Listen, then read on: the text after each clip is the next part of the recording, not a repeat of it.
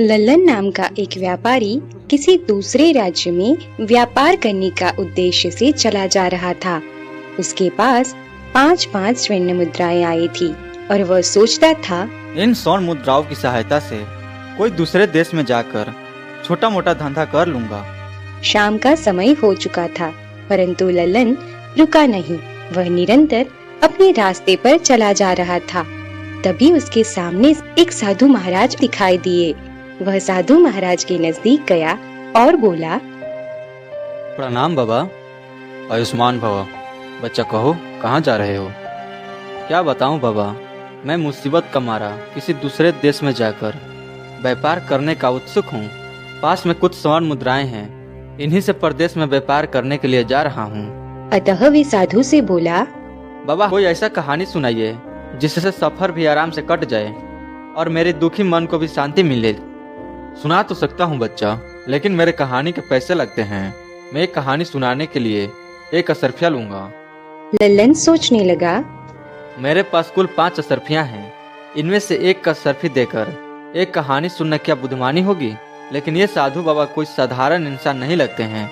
हो सकता है इनकी कहानी सुनकर परदेश में धन कमाने का कोई उपाय मिल जाए।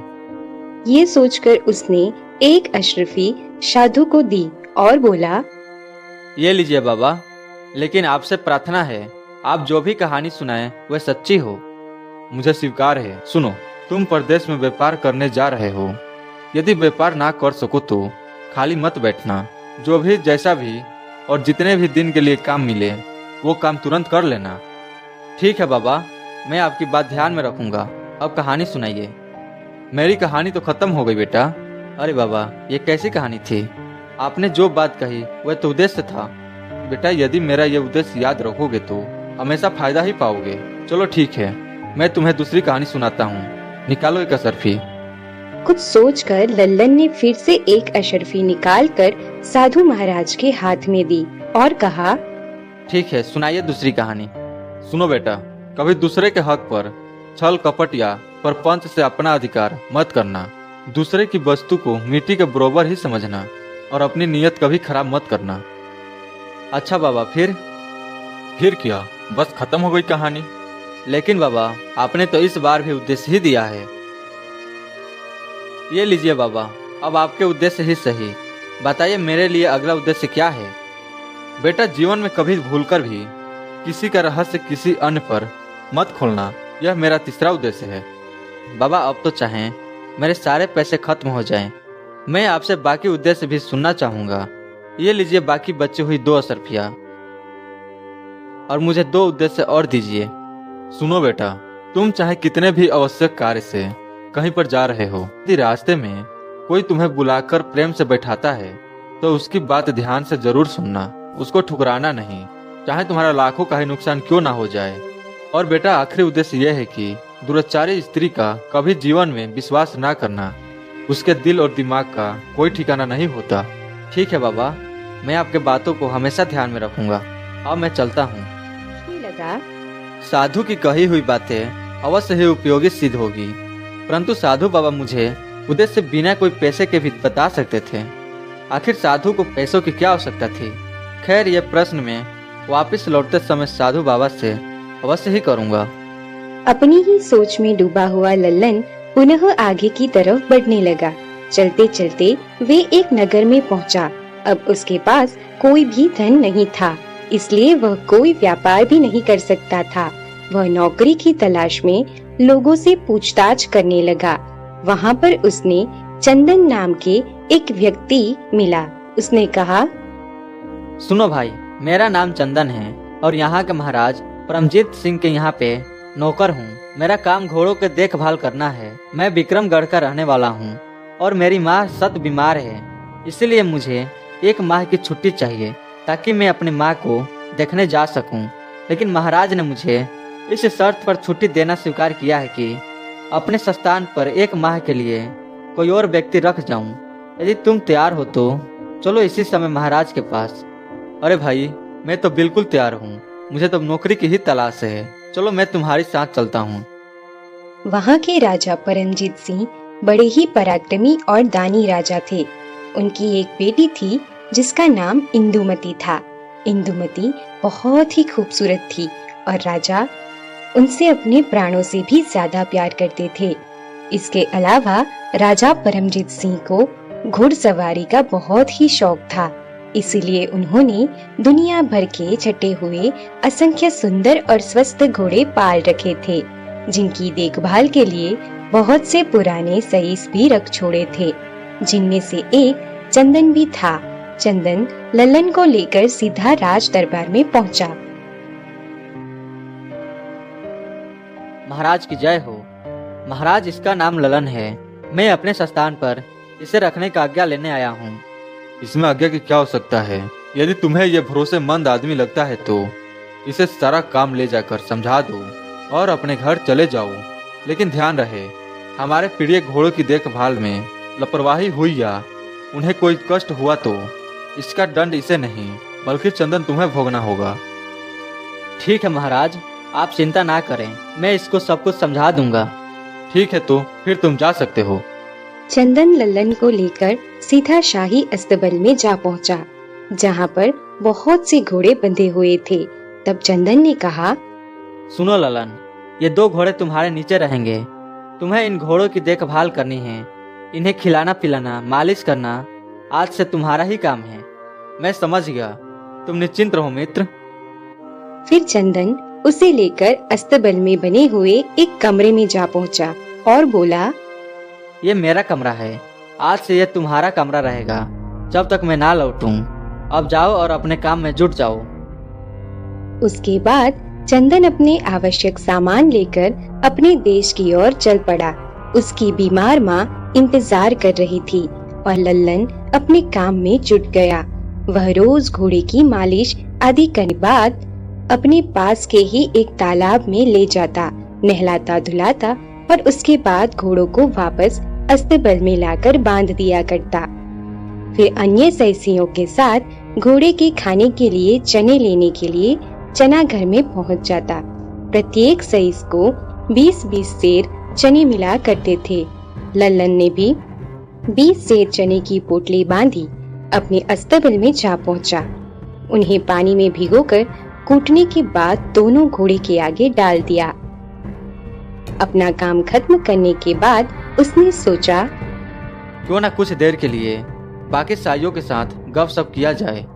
यह सोचकर वह उसे बड़े कमरे में जा पहुंचा, जहां अन्य सईस बैठे हुए मौज उड़ा रहे थे।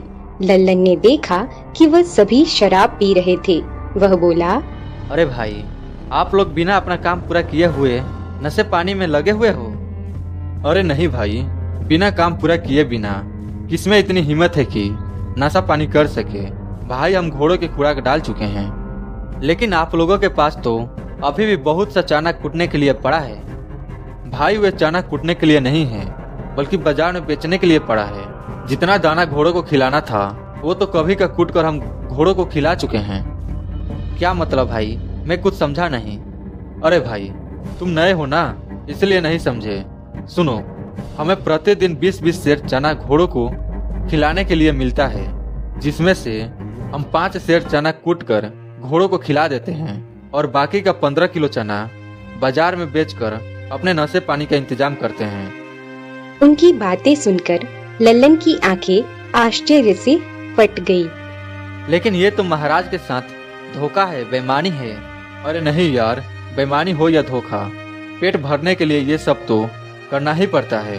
और सुनो, क्योंकि तुम्हें यहाँ पर चंदन ने रखवाया है, इसीलिए तुम्हें सच्चाई बता दी गई है। लेकिन ध्यान रहे, इस बात का किसी और का कोई कानो कान पता नहीं चलना चाहिए, वरना तुम्हारी लाश का भी पता नहीं लगने देंगे। उनकी बातें सुनकर लल्लन चुपचाप अपने कमरे में लौटा और अपनी चारपाई पर पड़ गया। उसके मन में कई प्रकार के विचार आने लगे। वह सोचने लगा, वे लोग ठीक ही कहते थे।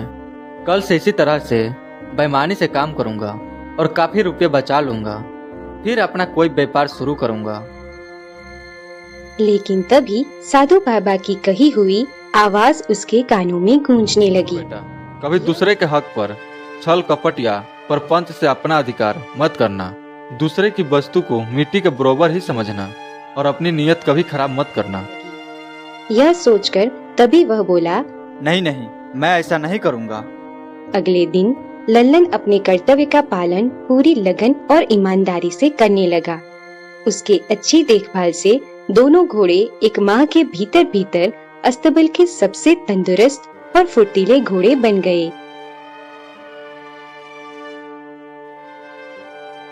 एक दिन दरबार में राजा ने अपने मंत्री से कहा, मंत्री जी, बहुत दिन हो गए हैं, मैंने अपने प्रिय घोड़ों को नहीं देखा। आप साइसों को यह सूचित कर दें, वे सब अपनी अपनी घोड़ों को लेकर शाही मैदान में आ जाएं। मैं कल अपने घोड़ों को देखना चाहता हूँ। अगले दिन सुबह लल्लन सहित सभी सईस अपने अपने घोड़े को नहला धुलाकर शाही मैदान में पहुँच गए और महाराज सभी घोड़ों का निरीक्षण करने लगे। महाराज ने देखा उनके सभी घोड़े सुस्त और मरियल थे। यह देखकर महाराज को बड़ा ही क्रोध आ रहा था। उन्होंने मंत्री से कहा, मंत्री जी, हमारे सारे घोड़े तो अत्यंत स्वस्थ और ताकतवर थे, ये इतने मरियल और बीमार कैसे हो गए? महाराज, मुझे लगता है कि सभी साइसों ने इनकी देखभाल ठीक से नहीं की। आगे बढ़ते बढ़ते जब राजा लल्लन के पास पहुँचे तो देखा जिन घोड़ों की देखभाल लल्लन कर रहा था वह घोड़े बड़े ही तंदुरुस्त और स्वस्थ थे। उन्हें देखकर महाराज की आंखों में चमक आ गई और वो बोले, शाबाश, यह हुई ना बात। ललन, तुम कल राजमहल में आओ, मुझे तुमसे बात करनी है।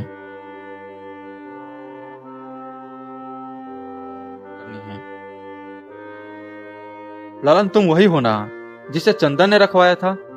जी महाराज, मैं वही हूँ। ललन, हम तुम्हारी सेवा और ईमानदारी से बहुत ही प्रसन्न हैं।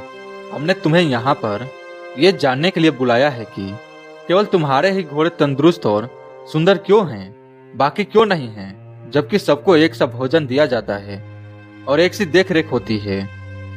महाराज, आपके प्रश्न का उत्तर मैं तभी दे सकता हूँ जब बाकी सब साइस यहाँ पर मौजूद हो। ठीक है, सभी साइसों को यहाँ पर बुलवाया जाए। और राजा के आदेश पर बाकी सभी सईस भी वहाँ पर पहुँच गए। हाँ ललन, अब बताओ। महाराज, सच बात यह है कि ये सभी साइस बड़े ही बेईमान और धोखेबाज हैं। आपकी आज्ञा यह है कि 20 सेर चाना घोड़ों को प्रतिदिन खिलाया जाए, परंतु ये लोग केवल 5 सेर चाना ही घोड़ों को खिलाते हैं और बाकी का चाना बाजार में बेच देते हैं। परंतु मैंने ऐसा नहीं किया। मैं 20 सेर चाना रोज घोड़ों को खिलाता हूँ, इसलिए मेरे घोड़े अत्यंत तंदुरुस्त और बलशाली हैं। क्यों धोखेबाजो, नमक हरामो, क्या ये बात सच है? जवाब दो, वरना तुम सबकी गर्दन धड़ से जुदा कर देंगे। क्षमा करें महाराज, क्षमा करें, हमसे गलती हो गई है। हम विश्वास दिलाते हैं कि फिर ऐसी गलती नहीं होगी। हाँ महाराज, मैं भी आपसे यही प्रार्थना करता हूँ कि इस बार आप इन्हें क्षमा कर दीजिए। लल्लन के कहने पर इस बार के लिए सईसों को क्षमा कर दिया और कहा, आज से हम तुम्हें अस्तबल का मुख्य निरीक्षण नियुक्त करते हैं। आज से तुम्हारा काम इन सभी के हरकतों पर निगरानी रखनी होगी। इसकी पगार तुम्हें 500 सर्फिया मिलेगी और साथ ही भोजन और रहने का स्थान भी मिलेगा। यदि अब की बार इनमें से कोई भी मुट्ठी भर चाना भी गायब करे तो इसकी सूचना मुझे देना। मैं जीवन भर के लिए इन्हें कारागार में सड़ा दूंगा। जी महाराज। फिर राजा ने अपने हाथों में से एक हीरे की अंगूठी निकाली और उसे लल्लन के हाथों में दे दिया। ये अंगूठी तुम्हें बेदौर इनाम के देता हूँ। इस अंगूठी को पहरेदारों को दिखाकर तुम बिना किसी को रोक टोक के मुझसे मिलने महल में आ जा सकते हो। बहुत बहुत धन्यवाद महाराज। सुनो भाई, इस बार तो मैंने तुम सबको बचा लिया, लेकिन तुम लोग फिर भी कोई गड़बड़ करोगे तो तुम्हें कठोर दंड मिलेगा। नहीं सरकार, अब ऐसी कोई भी गड़बड़ी नहीं होगी। उस दिन के बाद से फिर किसी सईस ने घोड़े के भोजन के साथ कोई बेईमानी नहीं की और पूरी ईमानदारी से अपने काम में लग गए। इसका परिणाम यह हुआ